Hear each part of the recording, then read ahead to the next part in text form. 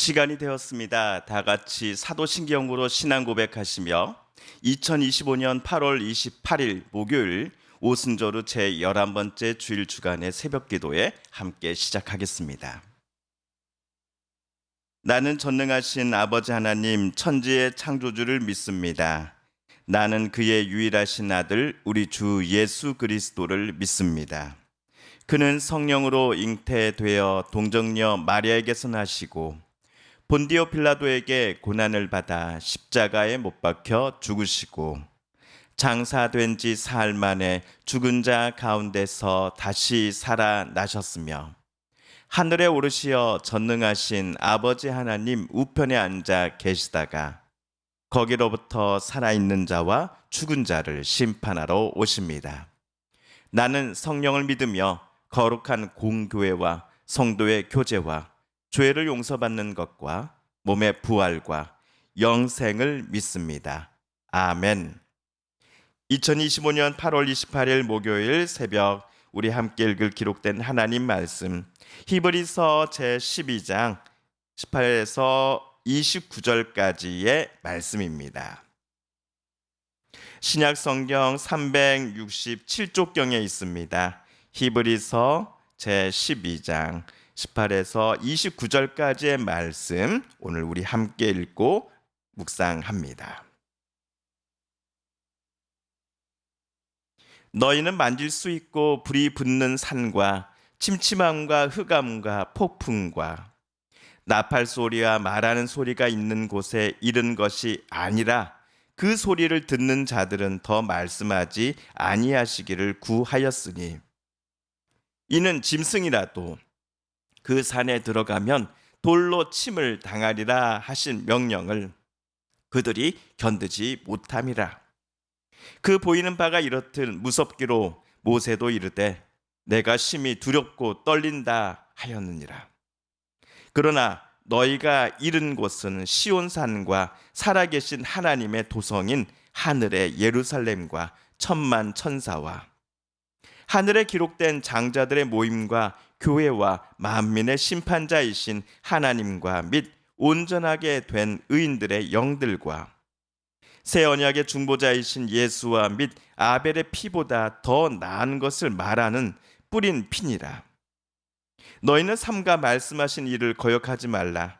땅에서 경고하신 일을 거역한 그들이 피하지 못하였거든 하물며 하늘로부터 경고하신 일을 배반하는 우리일까 보냐. 그때에는 그 소리가 땅을 진동하였거니와 이제는 약속하여 이르시되 내가 또 한 번 땅만 아니라 하늘도 진동하리라 하셨느니라.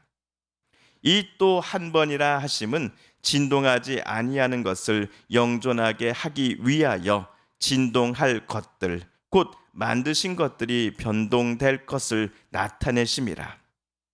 그러므로 우리가 흔들리지 않는 나라를 받았은즉 은혜를 받자. 이로 말미암아 경건함과 두려움으로 하나님을 기쁘시게 섬길지니 우리 하나님은 소멸하는 불이심이라. 아멘.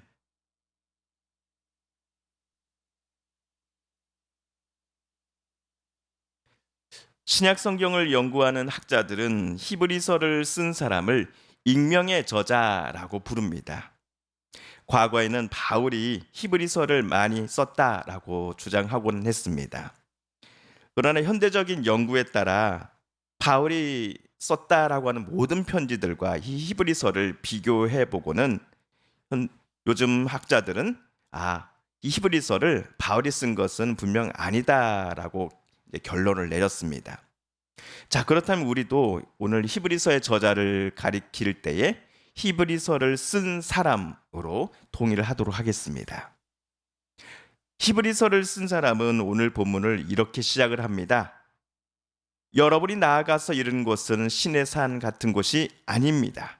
곧 만져볼 수 있고 불이 타오르고 흑암과 침침함이 뒤덮고 폭풍이 일고 나팔이 울리고 무서운 말소리가 들리는 그러한 곳이 아닙니다. 그 말소리를 들은 사람들은 자기들에게 더 말씀하시지 않기를 간청하였습니다. 방금 18절 이하 본문은 출애굽기에서 모세와 이스라엘 백성들이 하나님의 도우심으로 시내산에 도착했을 때에 하나님께서 모세를 통해 율법을 이스라엘 백성들에게 주시던 장면을 반영하고 있는 듯 싶습니다. 모세 당시의 시내산을 히브리서 저자는 만져볼 수 있는 곳, 불이 타오르며 흑암과 침침함이 뒤덮은 곳, 폭풍이 일고 나팔이 울리고 무서운 말소리가 들리는 곳이라고 묘사를 했습니다. 그 당시 모세와 여호수아를 제외하곤 이스라엘 사람들 중 어떤 이도 산 위에 올라오는 것이 금지되었습니다. 짐승이라도 산에 올라갔다가는 짐승도 죽을 것이다 라고 하는 하나님의 무서운 경고가 있었기 때문입니다. 그래서 모세는 나도 두려워서 떨린다 라고 말할 정도였습니다. 히브리서를 쓴 사람은 자기의 편지를 받아볼 성도들이 모세 때와 같은 시내산에 도착한 게 아니야 라고 씁니다. 자, 그렇다면 히브리서를 받아볼 성도들은 어디에 도착했다라고 오늘 히브리서를 쓴 이가 말하고 있습니까? 우리 22에서 24절을 새번역 성경으로 함께 읽어보겠습니다. 시작. 그러나 여러분이 나아가서 이른 곳은 시온산 곧 살아계신 하나님의 도성인 하늘의 예루살렘입니다. 여러분은 축하 행사에 모인 수많은 천사들과 하늘에 등록된 장자들의 집회와 만민의 심판자이신 하나님과 완전하게 된 의인들의 영들과 새 언약의 중재자이신 예수와 그가 뿌리신 피 앞에 나아왔습니다. 그 피는 아벨의 피보다 더 훌륭하게 말해 줍니다. 하나님께서 계시는 곳을 향해 조금이라도 앞으로 갔다가는 즉각 죽음을 맞이해야 하는 모세 당시의 이스라엘 백성들과는 달리 오늘 히브리서라는 편지를 받아볼 성도들은 수많은 천사들과 먼저 와 있는 의인들로부터 축하와 찬사를 받는 자리에 나아갔다라고 히브리서 저자는 말했습니다. 게다가 모든 만민의 심판자이신 하나님께서 거기에 계십니다. 또한 새 언약의 중재자이신 예수 그리스도께서 서 계십니다. 예수님께서 뿌리신 피 앞에 성도들은 지금 서 있다라고 히브리서 저자는 썼습니다. 그야말로 하나님께서 여시는 하나님 나라 축제의 자리에 성도들은 초청을 받은 것입니다. 그들은 시온산 곧 살아계신 하나님의 도성인 하늘의 예루살렘에 이르게 된 것입니다. 요한계시록에서 표현을 빌려보자면 새 하늘과 새 땅을 예수 그리스도를 믿고 신뢰하였던 성도들이 지금 이 땅에서 미리 그것을 맛보게 된 것입니다. 자, 하지만 이런 놀랍고 행복한 초대권을 성도들이 받았다고 하여 무사안일하게 그날만을 기다리고 있어서는 절대로 안 됩니다. 또한 말씀하시는 분, 즉 여호와 하나님의 음성과 인도하심을 성도들은 거역해서는 절대로 안 됩니다. 구약에서 이스라엘 백성들이 모세를 통해 말씀하셨던 하나님의 명령과 뜻을 거역하였을 때 그들에게 얼마나 무겁고 무서운 형벌이 떨어졌는지를 저와 여러분은 성경을 통해 잘 알고 있습니다. 반면 히브리서가 쓰여진 시대에는 하나님께서 예수 그리스도를 통하여 또한 성령님을 통하여 땅에 사는 성도들에게 지시하시고 또 인도하시며 하나님의 뜻을 전하십니다. 그런데도 앞에서 시온산과 새 하늘과 새 땅으로